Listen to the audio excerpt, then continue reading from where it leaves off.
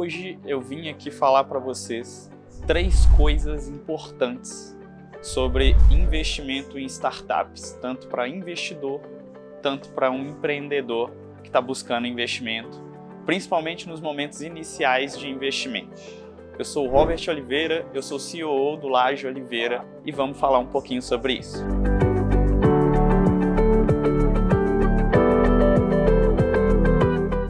Então vamos lá, 3 pontos importantes. Claro que eu não vou abordar sobre tudo aqui sobre esse tema, que é um tema que a gente poderia seguir horas falando, mas vamos falar de 3 pontos importantes que às vezes não são levados em consideração e podem criar problemas no longo prazo do fundraising. Primeiro ponto, valuation.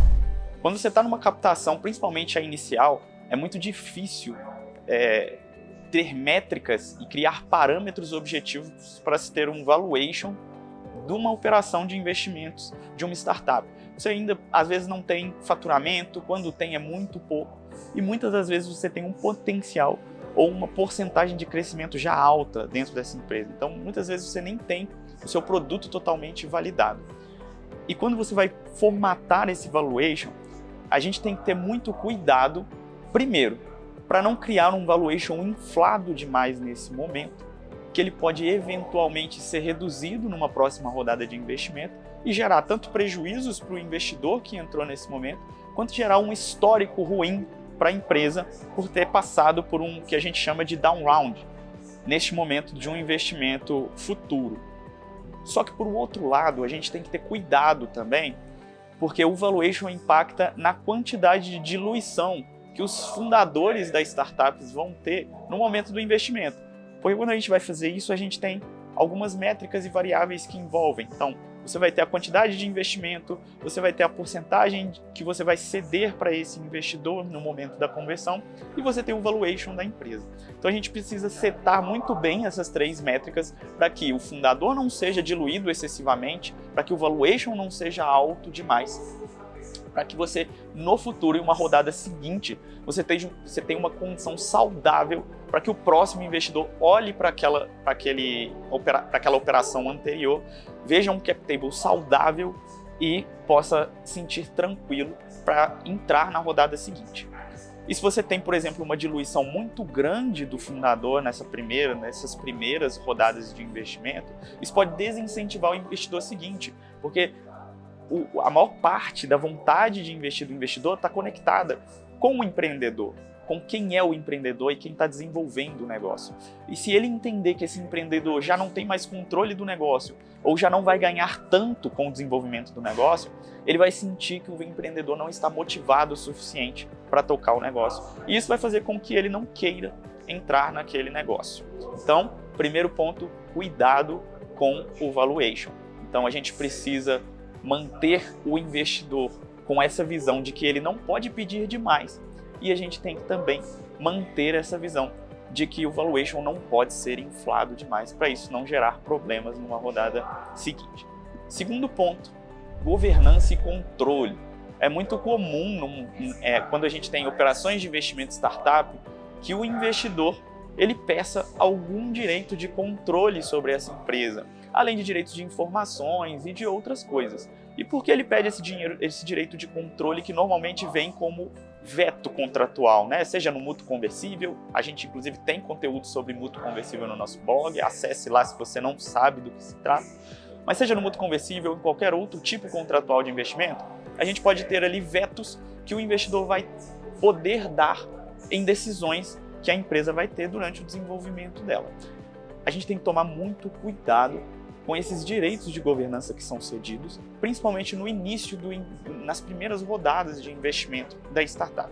Isso porque, a cada rodada do fundraising, nós vamos ter outros investidores também exigindo direitos de governança, direitos de veto, que vão cada vez mais engessando e tirando o controle do empreendedor do negócio. Então a gente volta naquele mesmo paradoxo do primeiro tema, que é de valuation. Então a gente tem um investidor buscando um controle, já que ele está aportando o capital dele, ele quer ter uma certa segurança, mas ao mesmo tempo a gente tem um empreendedor perdendo o controle do negócio do lado de lá e gerando a sensação no investidor de que talvez ele não tenha mais interesse em continuar seguindo com este negócio.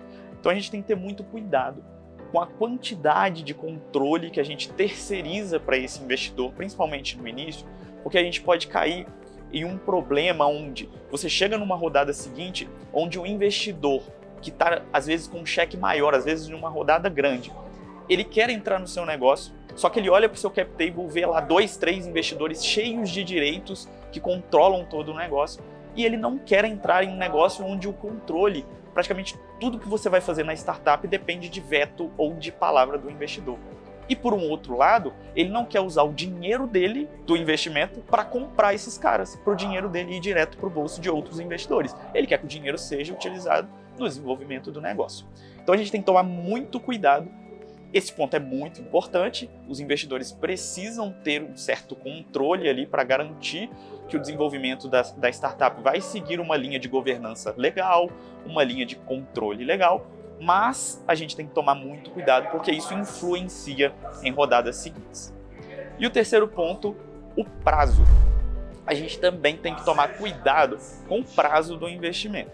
O investimento em startups e todo o investimento normalmente feito em Venture Capital, ele é feito com a dinâmica onde o investidor ele não entra no negócio em um primeiro momento. Ele entra no negócio em um momento de conversão, que pode ser ao final do prazo ou pode ser em um evento de liquidez, que é algo que acontece durante o prazo do contrato. Então pode ser um M&A, uma venda da empresa, pode ser uma rodada de investimentos maior, tudo isso pode gerar ali um evento de liquidez, que seria o exit, a possibilidade de exit do investidor do negócio. Como a principal forma disso acontecer é ao final do prazo, e como a dinâmica do Venture Capital ela pode prever a devolução do dinheiro, a gente tem que tomar muito cuidado com o prazo. E eu vejo, às vezes, rodadas de investimento serem feitas com prazos de 12 meses, de 18 meses, e isso virar uma corda no pescoço para o empreendedor para que ele cresça o suficiente ou alcance as metas o suficientes para que ele passe por uma nova rodada de investimentos em uma velocidade muito rápida, só porque ele tem uma obrigação com o investidor. Sendo que esse prazo, se ele for maior, ele não é prejudicial para o investidor. A única coisa que a gente tem é que o investidor tem tempo a mais para esperar com que o negócio possa se desenvolver e crescer para que ele possa converter ou não esse investimento. Então é importante a gente tomar cuidado com esse prazo para que ele não seja curto demais. Mas também não vamos levar esse prazo para um prazo infinito, para um prazo longo demais. Então, a gente simplesmente coloca um prazo que normalmente gira entre 3 e 5 anos, mesmo que a gente tenha uma rodada de investimento em prazo menor, porque o investidor não é prejudicado com isso e, ao mesmo tempo, a gente não coloca uma corda no pescoço do empreendedor. Esses foram os 3 pontos que eu selecionei para falar com vocês sobre o tema aqui. Logo mais a gente traz mais conteúdo e se vocês tiverem mais dúvidas, podem mandar para a gente que a gente produz um conteúdo voltado para investimentos, para M&A, focado na dúvida que vocês tiverem por aí, ok? É isso por hoje, muito obrigado.